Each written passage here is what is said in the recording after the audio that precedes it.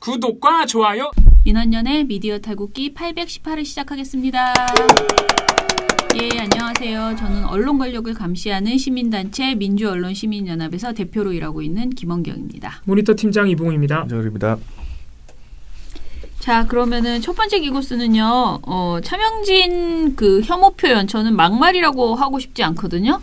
막말은 너무 순한 말 같아요. 이 사람이 한 말에 비하면. 이게 근데 뭐라고 해도 표현이 안 돼요. 뭐라고 해도 망언, 막말 뭐 이 정도밖에는. 혐오 표현, 네. 망언 정도면 좋겠네요. 네. 자, 4월 8일에 차명진 미래통합당 후보가 이제 토론회에서 선거방송 토론회 생방송으로 그러니까 생방송은 아니지만 그대로 나갈 수밖에 없는 편집 불가한 그 토론회에서 혐오 발언을 했죠. 그래서 세월호 유가족을 모욕했습니다. 근데 이거에 대해서 채널A 뉴스탑10에서 4월 8일에 차명진도 막말로 퇴출이라는 제목으로 이를 10분 동안 다뤘대요. 그런데 이 보도에서 이상하게도 차명진 막말은 집중적으로 다루지 않았다고 합니다. 그러니까 제목은 그렇게 했는데 다루지 않았대요. 그냥 안 다룬 거예요, 사실상. 네. 방송을 보면. 그리고 연이은 미래통합당 후보들의 막말에 대한 김종인 선대위원장의 대처법, 그러니까 김종인 선대위원장이 잘 대처했다? 그다음에 더불어민주당 도종환 후보의 안보관을 주로 얘기를 했다고 합니다. 제목은 차명진도 막말로 퇴출 이렇게 뽑아놓고 여기다 네. 또 민주당 후보 논란 안 들어가면 또 서운한 거지 또. 아니 근데 이런 보도가 채널A뿐만 아니고 TV조선이나 채널A나 모두 다 지금 굉장히 유행하는 그 컨셉이 뭐냐면은요. 네. 막말 한꺼번에 묶어요. 묶는데 거기에서 꼭 제목이나 이런 거에 차명진이 들어가기는 해요. 중간에 뭐 소제목으로라도 한번 들어가는데 네. 막말 해놓고 거의 대부분의 막말이 그 여당 측의 여당 후보들의 말 있잖아요. 그거를 거의 더 많이 집어넣는 거예요. 그러니까 시작은 마치 뭐 정치판이 혼탁해, 뭐 막말이 너무 많아, 올해 선거는 막 막말 투성이야, 뭐 이렇게 얘기한 다음에 그러면은 진짜 어떤 막말이 더 나쁜 막말이었는지 가려가면서 지적을 해야 되는데 싸잡아서 비판하면서 민주당 쪽 사람들이 한 그 말들 있잖아요. 그런 것들만 슉슉슉 그다음에 또 뭐 그 열린민주당 사람들 쭉 이렇게 얘기를 하고 있더라고요. 그래서 이게 똑같이 이 패턴으로만 나가네. 이건 사실 기계적 균형을 가장한 사기다. 물타기죠, 물타기. 저는 물타기라고는 그렇게 좋게 말할 수가 없습니다. 선거운동이라고 봅니다. 네, 맞습니다. 진짜 진짜 말도 안 되는 거죠. 예를 들면 뭐 이런 거예요. 여당에서 황교안 대표 보고 돈키호테라고 했다. 네. 이거랑 차명진 막말을 같은 급으로 묶어서 정치판은 완전 막말 정치판. 그러니까 이렇게 보도를 하고 있어요. 네. 이 TV조선이. 그게 같이 묶을 수 있냐 말입니다. 상식적으로. 일부러 그렇게 묶는 거예요. 민주당 쪽에 뭐 없었나? 엄청 찾아보는 거지 막. 그래서 이 방송에서도 이게 차명진 막말에 대해서는 이렇게만 말하거든요. 오늘 미래통합당 차명진 경기부천병 후보가 지역구 TV 토론회에서 세월호 관련 언급을 했습니다. 그 내용을 저희가 재차 설명하지는 않겠습니다. 이렇게 말해요. 자, 그래 내가 말한 것처럼 그렇게 자세히 뭐라 이상한 표현 하지 말아라 라고 퍼나르지는 말라라는 생각을 하고 백보에 또 백보 양보해가지고 그래 또 그 다음엔 좋은 말을 하겠지. 뭔가 정확한 지적은 하겠지라고 생각했는데 그 다음에 갑자기 느닷없이 실시간 댓글을 읽어줬는데요. 여기서 이제 완전히 대박이야, 정말 진짜. 완전 미쳤어. 한 방이 나갈 것 같은 정말 채널A는 이걸로도 진짜 날아가기 딱 좋습니다. 미쳤어, 진짜. 뭐라고 했냐면요. 실시간 댓글에서 진행자 김종석 씨가 앵커가 이렇게 말했어요. 차명진 막말 제명할 때는 하더라도 그 말 팩트 여부는 반드시 가려라 라는 댓글을 읽은 거예요. 그런 다음에 친절하게 세월호 관련 막말인 것 같은데요? 라고. 왜냐면 이렇게만 말해주면 사람들이 무슨 말인지 모를까봐 세월호 관련, 이 깐족거린 거잖아. 세월호 관련 막말인 것 같은데요? 라고 설명을 덧붙인 거예요. 상식이 있으면 실시간 댓글로 그게 올라와도 안 읽어야 돼요. 이게 생방송이거든요. 나는 솔직히 이런 댓글이 올라왔다고 믿어지지가, 그러니까 이게 물론 그런 사람들이 올라오긴 하지만은 그걸 올라와서 읽었다고 생각하지 않고요. 제작진이 줬지 미리 않겠습니까? 네, 미리 뽑아놨다고 생각을 해요. 진짜 너무하는 거예요. 이렇게. 이거는 노골적으로 제가 여태까지 계속 말했던 차명진 후보의 발언을 두둔하거나 또는 이 프레임을 띄우고 싶어서 팩트체크하자. 우리 한번 가보자. 이런 식으로 완전 진흙탕 싸움을 만들려고 하는 그야말로 유가족을 노골적으로 이 핑계를 대서 그 똥물을 뿌리는 그런 행태에 가까운 거거든요. 그걸 지금 유튜브가 아니고 방송에서. 지금 종편 채널에서 그것도 프로 패널들이 아니고 진행자가 실시간 댓글을 읽는 척하면서 이 주장을 한 거예요. 진짜 나쁩니다. 진짜 참담합니다. 참담해. 아무튼 이건 용서할 수 없는 그런 저급한 행태였다. 지금 사실 많은 소위 본인을 이제 보수라고 자칭하는 그런 극우의 유튜브들 그리고 일부 블로그들에 이미 이런 주장들이 너무 많이 올라와서 이게 지금 상당히 걱정이거든요. 진짜 이거 대응을 해야 되는데 그런 것도 걱정인데 아니 방송에서 심지어 종편은 우리가 늘 얘기하는 그 특혜 받아가지고 채널 번호도 앞번호란 말이에요. 조금만 올리면 전국에서 다 같은 번호. 채널 A 또 하필은 18번이야. 그래가지고 누구나 다 쉽게 볼 수 있는 방송에서 이게 진짜 너무 한다는 거죠. 약간 욕한 거예요 지금? 번호를 말씀드린 번호를 그냥 얘기한 겁니다. 번호를 말씀드린 거 실제 그 번호예요. 네, 자 그러면 다음 거 얘기해 보시죠. 저희가 또 오늘도 이 채널의 협박 취재 사태를 얘기를 안 할 수가 없는데 이게 진짜 시시각각 난리가 아닙니다. 난리가 진짜 완전 여기야말로 지금 누군가가라고 굳이 말 안 할게요. TV조선 채널A와 같은 이 소위 스스로를 보수로 여기는 이 사회 권력들이 이 이슈야말로 정말 진흙탕으로 만들기 위해서 정말 갖은 수를 다 쓰고 있습니다. 조선일보는 처음부터 4월 2일부터 꾸준히 같은 주장을 하고 있죠. 이거는 친조국 세력이 만든 총선용 프레임이다. 그렇죠. 총선용 윤석열 몰아내기 프레임이다. 꼭 총선에 맞춰서 윤석열을 몰아내나? 그러니까 이게 아무렇게 말을 붙여도 이렇게 붙입니까? 말도 안 되게. 자, 더 하십시오. 이제 말 끊지 않겠습니다. 조선일보가 그거를 지금 여러 가지 방식으로 이제 시도하고 있어요. 계속 같은 보도만 내면 웃기니까. 그러면서 12회에는 뭐라고 썼냐면은 이것도 참 웃긴데 4월 10일자 기자 칼럼에서 이번에 지면 우린 다 죽어라는 제목의 칼럼이에요.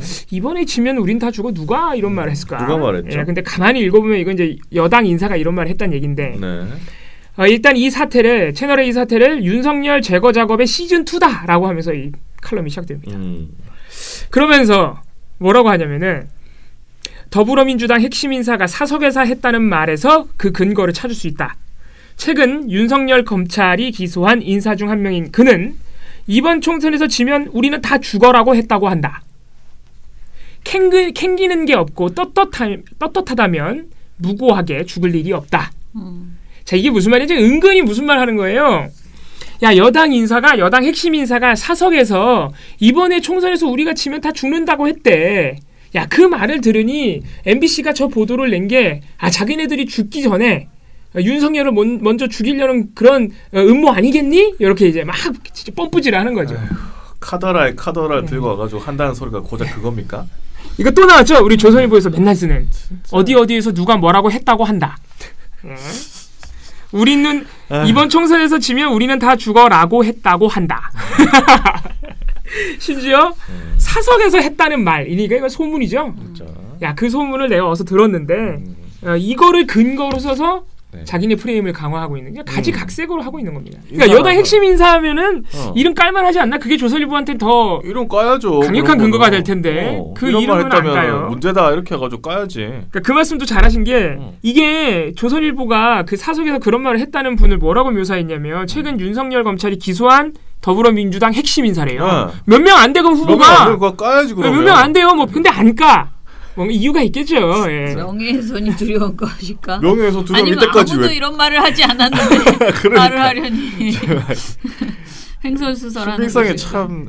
아니 근데 이런 기사를 오늘날 내고 있는 조선일보가 MBC의 최경환 관련 보도가 부실하다면 나는 내가 말하거나 저기 한겨레가 말하거나 뭐 이런 거 다 그래도 이거 아쉽다 이런 말 하는 거 저는 어제 저널리즘 토크쇼 제2 방송에 보니까 막 김준일 대표에 대한 비판 댓글이 막 계속 나오는 거예요. 시민들의 그 화가 난 거지. 왜냐면 이게 비교할 걸 비교해야 되는데 MBC 보도에 그 부실함 뭔가 아쉬움 이런 거 없는 건 아니에요. 그리고 말씀하신 것처럼 그 최경환 보도를 왜 저랑 이보우 팀장도 그런 얘기 했거든요. 왜 이걸 톱보도로까지 내보냈을까? 이게 좀 약간 어찌됐든 전원의 전원을 가지고 이야기를 한 건데 일방적인 주장이었고 네, 이철씨 측에. 그런데 이거를 왜 여기까지 보도했을까 했는데 그래도 저는 그 정도면은 단정적으로 표현하지 않았으면 최소한 누구의 전원인지는 정확하게 나오잖아요. 여기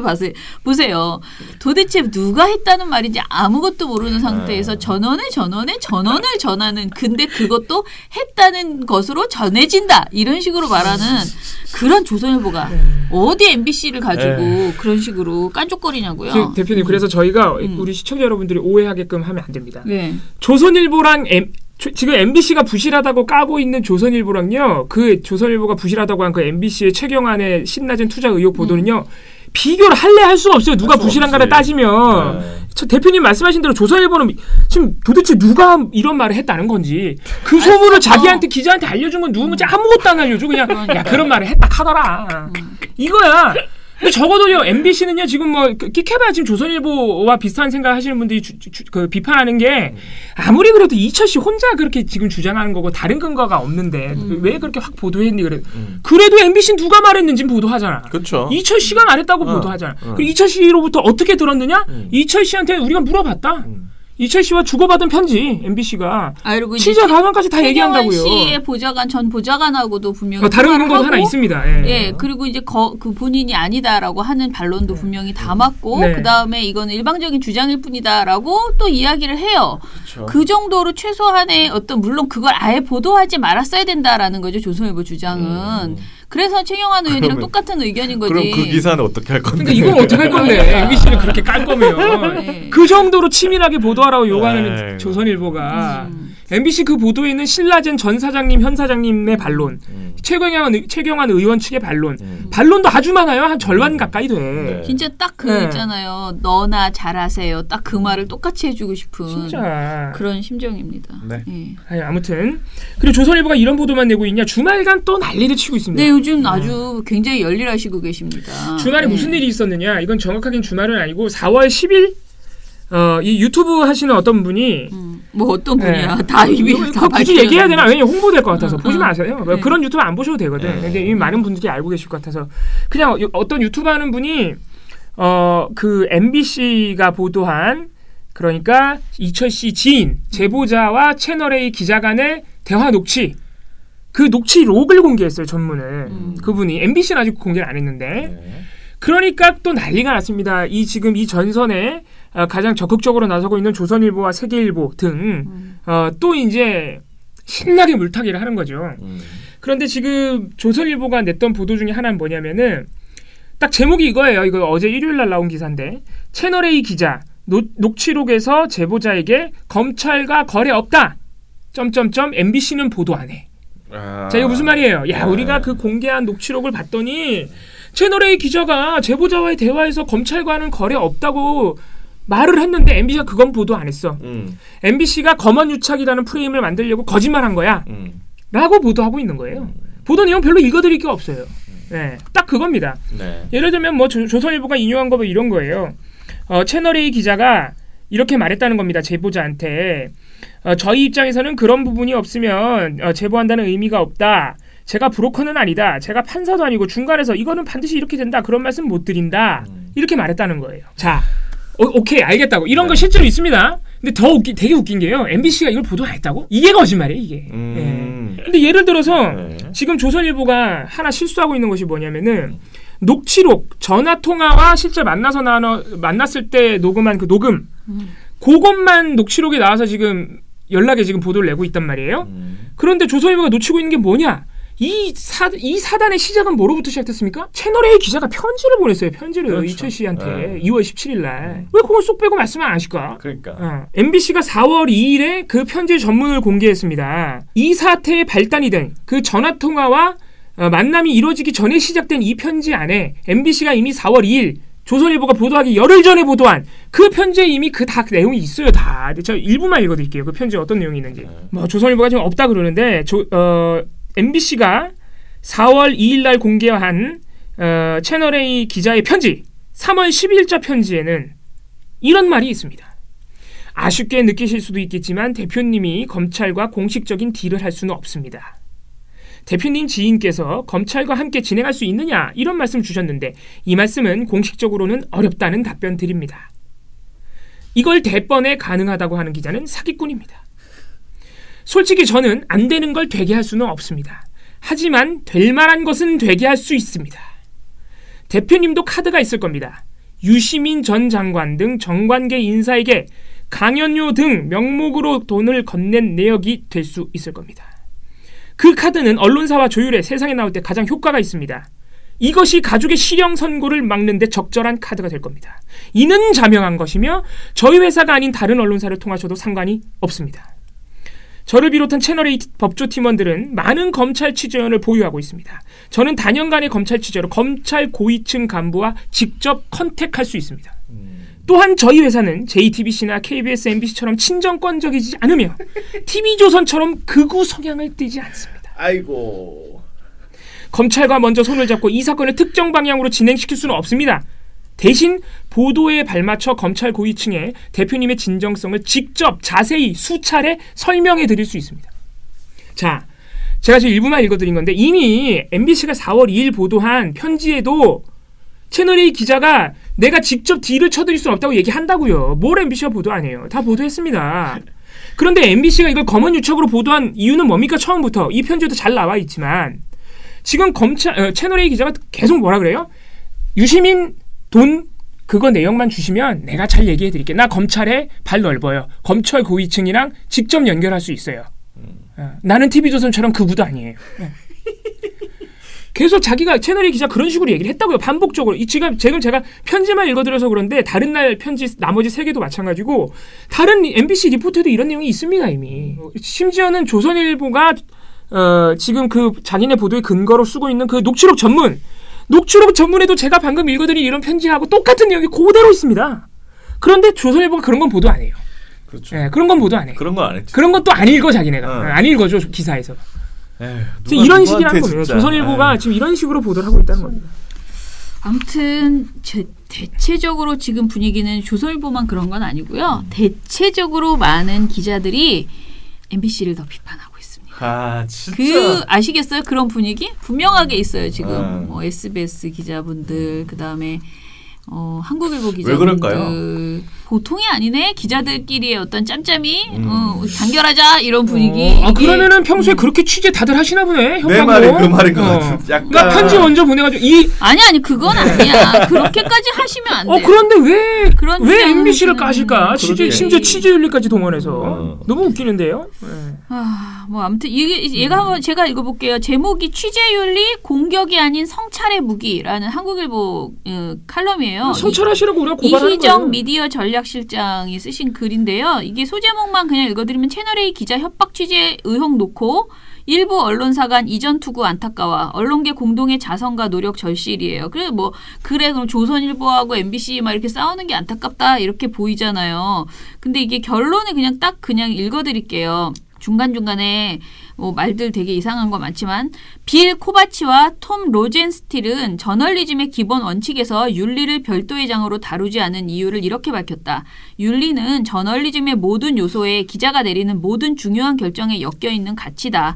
그리고 때때로 윤리를 눈앞의 일과 멀리 떨어진 주제로 생각하는 기자들보다 오히려 시민이 더 날카롭게 느낄 때가 많다. 자기 성찰의 규율이어야 할 취재 보도 윤리를 상대 공격용 무기쯤으로 여기는 언론의 미래는 없다. 더 늦기 전에 현실을 직시하자. 제발 이렇게 말했어요. 근데 이게 누구를 그게 굉장히 애매하게 느껴지잖아요. 그런데 이게 한마디로 말하면은 거의 MBC 쪽에 더 힘을 실어주고 있더라고요. 그러니까 비판을. 중간에 이런 말도 있습니다. 의혹의 핵심은 제쳐둔 채 MBC의 자료를 건넨 제보자의 범죄 전과나 숨은 의도를 캐내기 바쁜 조선일보도 문제지만 이에 맞서 2년 전 보도한 방종호 전 TV조선 대표 딸의 운전기사 상대 폭언 녹취록을 공개하겠다는 MBC 기자의 으름장도 한심하기 짝이 없다. 이쯤 되면 진흙탕 싸움 아닌가. 이 MBC 기자가 장인수 기자가 한번 이 말을 했잖아요. 라디오 그랬더니 한심하기 짝이 없다. 지금 이제 편들어주는 건가요? 그러면서 이쯤 되면 진흙탕 싸움 아닌가라고 이야기를 합니다. 그래서 무슨 말인지는 알겠는데 네. MBC 보도가 얼마나 한심한지 그럼 좀 얘기 좀 해주세요.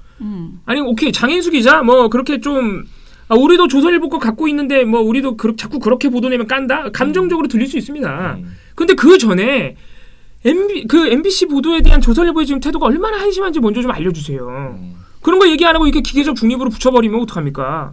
저는 계속 말씀드리는데 이게 왜 취재윤리로 얘기해야 될 내용인지 잘 모르겠어. 그냥 범죄예요, 아닌가? 범죄입니다. 협박. 아니 기자는 무슨 지네들만의 법을 지키고 세상이 하는 법은 안 지키겠다는 거예요? 딴 세상 사는 거죠. 자기네들끼리. 완전히 웃긴다. 자기들끼리 막 취재윤리 누가 니네들 보고 윤리 지키래 법이나 지키라고 그냥 나 갑자기 또 흥분되네. 내가 기자가 아니어서 그런가요? 아무튼 참 답답합니다. 이 기자님들의 그 기자만의 어떤 기자들 세계의 어떤 자기들만의 룰이라고 무슨 어떤 성역? 우리만의 그런 게 있겠죠. 알 권리를 위해서 우리가 지금 얼마나 불철주야 고생하는데 이거를 우리를 이렇게 싸잡아서 이렇게 비판해 이렇게 생각하시는 분들이 있어서 좀 답답합니다. 자, 아무튼 다른 보도들도 한심한 게 많긴 하지만 아무튼 뭐 다 비슷비슷한 보도라서 구독과 좋아요.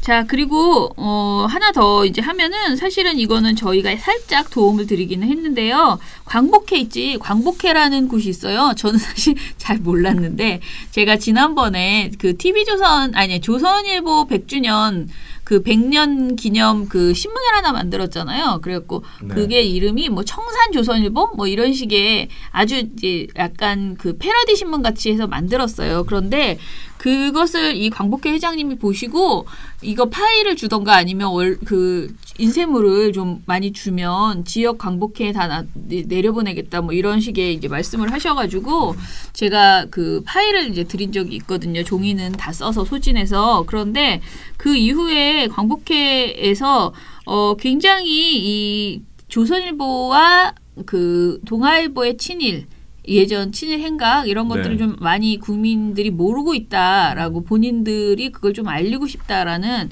그런 이야기를 하시는 걸 들었어요. 근데 이번에는 그 TV조선과 채널A 여기가 제어가가 되면 안 된다. 한마디로 재승인 반대를 하는 그런 그 공문을 쓰기로 했다는 거예요. 자, 이게 이제 최근 TV조선과 채널A에 대해서 제어가 반대 동참을 요구하는 공문을 각 지부와 각종 단체에 보냈다고 합니다. 광복회는 정부의 지원을 받는 공법단체예요. 그래서 정관에는 정치적 중립이 명시되어 있어요. 그러니까 정치적 중립을 어기면 안 된대요. 저도 이 얘기를 계속 들었거든요. 그러나 정치적 중립이라는 그 지켜야 하는 것은 정치적 중립일 뿐이지 친일에 대한 비판 그리고 친일이나 그 어떤 그 독립유공자에 대한 비난 이런 거 있잖아요. 그러니까 친일 행각에 대한 정확한 비판도 해야 하고 독립유공자에 대해서 함부로 말하는 것에 대해서는 역사 왜곡하면 안 그쵸. 되고. 그거는 비판해야 된다. 분명한 의지입니다. 정치적 중립이랑 친일 비판하는 거랑 아무런 관련이 없다는 거죠. 뭔 상관이지? 친일 비판하는 게 정치적 중립과 뭔 상관이 이거예요. 지금 광복회가 아무튼 TV조선과 채널A가 친일을 미화했다면서 독립유공자 후손들에게 광복회가 그 소속된 회원들이 독립유공자 후손이더라고요. 네, 맞습니다. 후손에게 제허가 반대의 뜻을 모으자라는 의지를 밝혔고요. 그리고 해당 종편의 제허가 반대에 동의하실 광복회원과 유족들께서는 적극 동참해 주시기를 바란다라고 하면서 제허가 반대에 참여자 1000명을 모집해 보겠다고 이렇게 밝혔다고 합니다. 그래서 이것이 모이면은 기자회견이나 청와대 국민청원에 활용하겠다라고도 밝혔다고 하네요. 그러면서 그 친일 옹호 기사라면서 첨부 자료를 붙였는데요. 작년 6월 일본과의 갈등 국면에서 종합편성 채널에 출연한 일부 패널들이 정부가 반일 감정을 조장하는 게 한일 갈등의 해결책이 되느냐, 조국 민정수석이 죽창을 들자고 하는 게 한일 관계에 무슨 도움이 되느냐 등의 발언을 한 것을 문제 삼았습니다. 자, 이거 딱 들어보면 아시겠죠? 민원연 보고서를 이렇게 싹싹싹싹 이렇게 다 보신 것 같아요. 자, 특히 최근에 나온 이야기 있어요. 저희가 또 나왔던 게 그 미래한국당이 윤봉길 의사의 장손녀인 윤주경 전 독립기념관장을 공천한 것을 긍정적으로 평가한 패널의 발언에 대해서 김원웅 광복회장의 일방적 주장을 인용해서 비판을 했었거든요. 이게 최근 우리 보고서에 나와요. 김 회장은 미래한국당은 친일 교과서에 찬동한 정당이다라고 당시에 말을 했어요. 이에 대해서 야권 관계자 기자는 대부분 시사 프로그램에 출연한 패널들이 한 말을 친일이라고 낙인 찍고 방송사를 비판한 것이다. 정부의 무리한 반일 정책에 대해 두 종편뿐 아니라 많은 언론이 비슷한 맥락으로 비판했는데 두 종편을 겨냥한 것은 정치적 의도로밖에 보이지 않는다라고 하면서 이 광복회장에 대해서 공격 이런 이야기를 했다고 합니다. 우리 야권 관계자라는 분들은 종편 2개밖에 안 보나 봐요. TV조선 채널A밖에. 어디 대부분의 그래? 매체가 무리한 반일 정책을 비판했니? 야권 관계자 누군지 모르는데 좀 알려주시죠. 아무튼간에 광복회는 작년 6월에 김원훈 회장 취임 이후에 통진단 이석기를 옹호하고 야권을 비난하는 행보를 노골적으로 이어왔다라고 지금 이 기사에서는 말하고 있는데 이게 근데 어디 기사예요? 조선일보입니다. 조선일보 기사구나. 단독입니다. 그래서 심지어. 이렇게 속상했구나. 단독인지 참. 네, 그렇군요. 왜냐면 제가 이거를 지금 오늘 제 노트북을 못 갖고 와가지고 출력을 해갖고 왔거든요. 어쩐지 읽으면서 참 조선일보 엄청 같죠? 악의를 담고 썼다고 생각했습니다. 이게 얼마나 웃긴 거냐면요. 조선일보 스스로 TV조선 채널A 그러니까 자기네가 정치적인 방송이라고 인정하는 기사예요. 사실. 그렇죠. 지금 강복회에서는 그러니까 김원웅 강복회 회장은 TV조선 채널A가 친일적인 행보를 보였기 때문에 내가 비판하겠다. 그래서 나는 제어가 되면 안 된다고 생각한다. 이거거든요. 근데 그게 지금 정치적이라는 거잖아. 정치적으로 편향됐다는 거잖아. 그쵸. 자기네가 정치적이니까 자기네를 비판하는 것도 정치적이라는 거 아니에요. 그런 거죠. 완전히 이거 자책골 넣는 기사예요. 자기가 인정한 꼴이 됐어. 아무튼 웃기지도 않는다. 이게 되게 아프긴 아픈가 봐요. 그러니까 이런 보도를 하죠. 아직 하지도 않았어. 뭐 성명을 내지도 않았어요. 모으겠다고 1000명을 모집해보겠다고 했으나 안 될 수도 있는 거잖아요. 아직 저는 이거 알 수 없거든요. 그런데 이걸 가지고 굳이 이렇게 기사를 주저주저 써가지고 욕을 해봤자 하나도 먹히지도 않는 이런 글을 써놨네요. 아무튼 저희는 사실 근데 광복회에서 이 TV조선 채널의 문제 때문에 저희하고 이렇게 연락을 하셨을 때 저희 보고서 상당히 열심히 읽으시더라고요. 굉장히 반가웠어요. 저희는 굉장히 반갑고 감사드리기도 하고 네. 언제 또 광복회가 왜 이런 적이 없거든 광복회가. 광복회가 오히려 약간 보수적인 맞아요. 그런 거 그러니까 보수구라고 말하기 참 그렇지만 아무튼 이게 정치적으로 말을 아끼셨죠 말을. 네 그런 거를 이제 아끼는 그런 집단이었죠. 그러니까 정치적인 거는 당연하고 더 조심해야 되니까 그렇고 이 친일 문제에 있어서도 사실 별 목소리 내신 바가 없었는데 여기 한 독립운동 단체 관계자 조선일보 표현에 의하면 한 독립운동 단체 관계자 이런 거 하나도 실명을 못 따요. 그러면서 뭐라고 했냐면 항상 중립을 지켜왔던 독립운동 단체의 맏형격인 광복회가 이렇게까지 정치적 편향성을 갖고 행동한 적이 없었다고 말했다라네요. 아니 도대체 뭐가 정치적으로 편향인지 말 좀 해주세요. 그러니까 자기네가 정치적인 건 알고 있나 아니 그럼 광복회가 그것도 못하면 뭐하러 있냐고. 아유 나 참 답답합니다. 아니 일본이 우리나라에 무역보복을 했는데 그거에 대해서 너무 친일적 논조치 띄는 거를 비판 좀 하겠다는데 그것도 정치적이라 그러면은 어디 언론입니까? 어느 나라 언론입니까? 진짜 도대체. 이 질문 너무 많이 해서 이제 사실 좀 진부하긴 한데. 그러니까 말입니다. 이거 재밌는 기사인데요. 지금 조선일보가 얼마 전부터 윤미향 후보에 대해서 이상한 기사 냈던 거 기억나시죠? 누구한테 불만이 많은지 모르겠어. 그러니까 어느 나라 언론사 도대체. 아니 무서운가? 윤미향 후보가? 무서운가 봐요. 아니 위안부 문제 해결하자고 일생을 살아온 분을 왜 그렇게 공격하는 거예요? 그것도 말도 안 되는 기사로. 예전에 한번 소개해드린 적이 있는데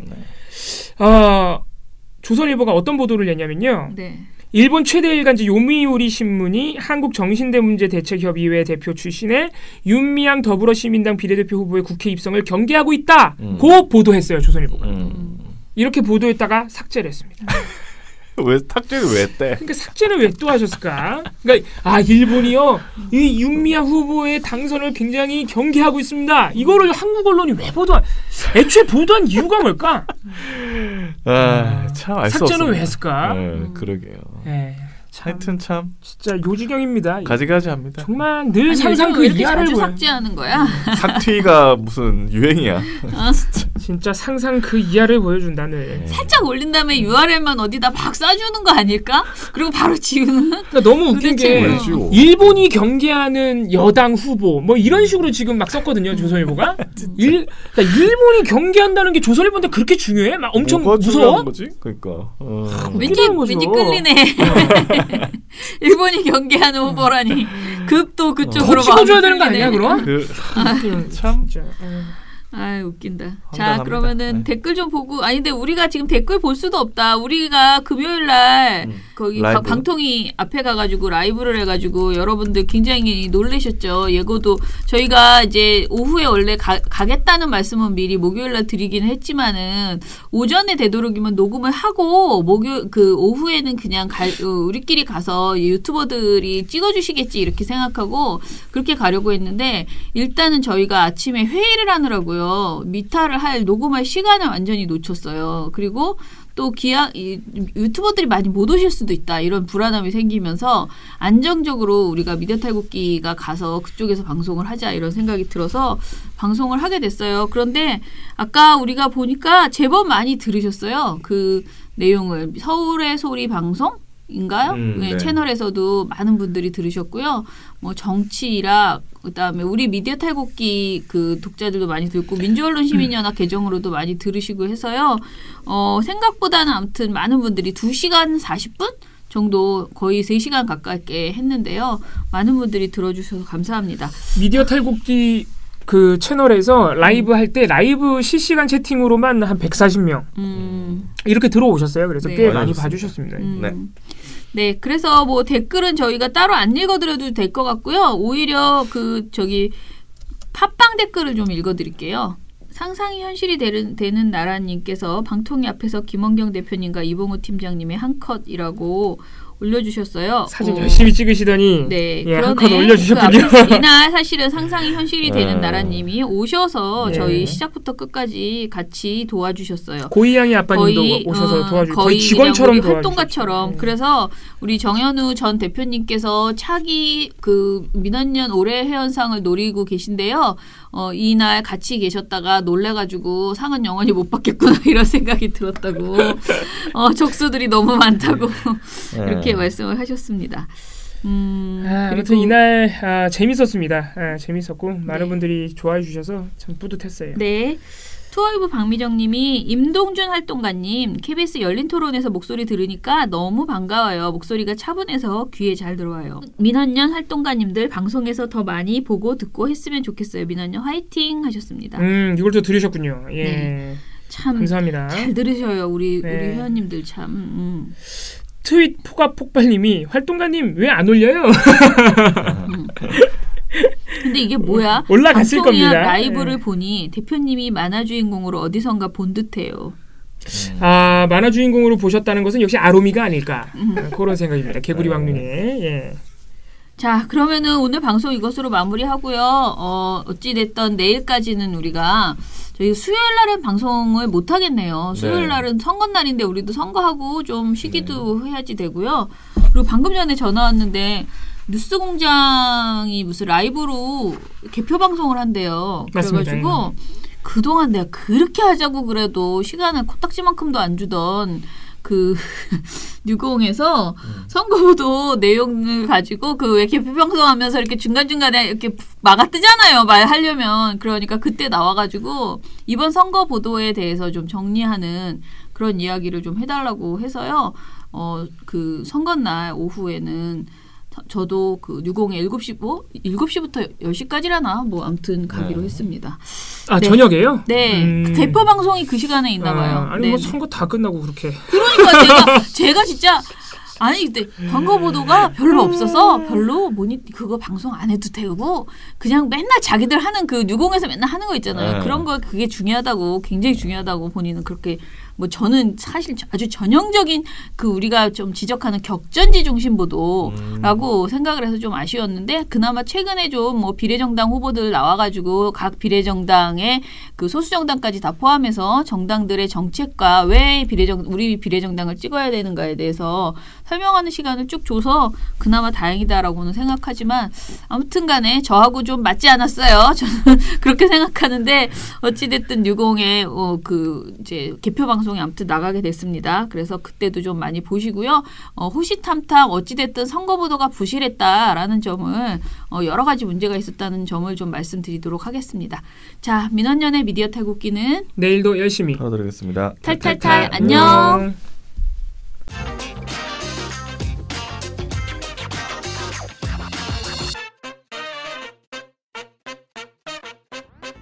예. 어찌됐든 다시 월요일이 왔습니다. 제가 오늘 아침에 코피가 났습니다. 왜요? 코가 너무 건조해서 그런 것 같은데 아침에 코피를 쏟으며 갑자기 이 선거가 드디어 끝났다. 아직 안 끝났어요. 그렇죠. 이틀 남았는데 선거가 드디어 총선이 지긋지긋하지. 막바지에 왔다. 진짜 여러분들 있잖아요. 우리 민원연 활동가들이 선거 때 얼마나 바쁜지 상상을 못하실 겁니다. 진짜 우리 민원연에 들어와서 지금 선거를 처음 치르고 있는 활동가들은 선거의 맛이 이런 것인가 깜짝 놀랐을 겁니다.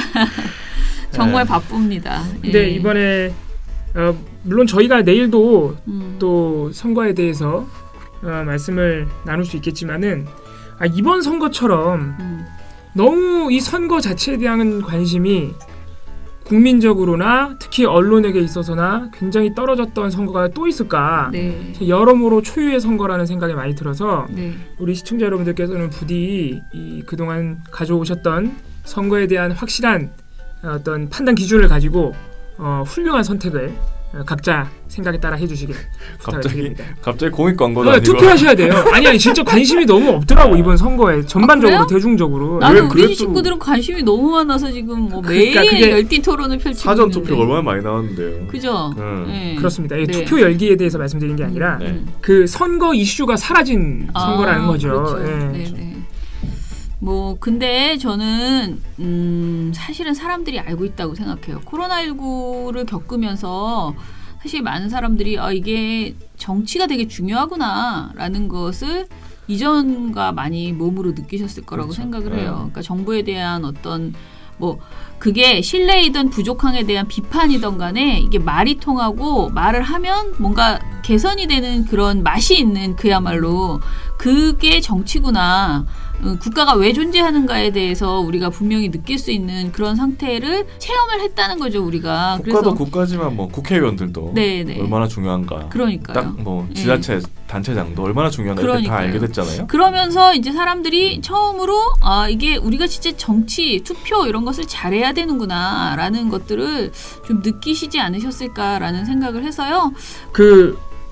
선거에 대한 내일 모레 있는 선거에 대한 그 열기를 그대로 TV조선 채널A 재승인 문제로 그대로 갖고 오시면 됩니다. 선거에서 그대로. 자, 그러면은 시작하죠. 기고스부터 해볼까요? 네.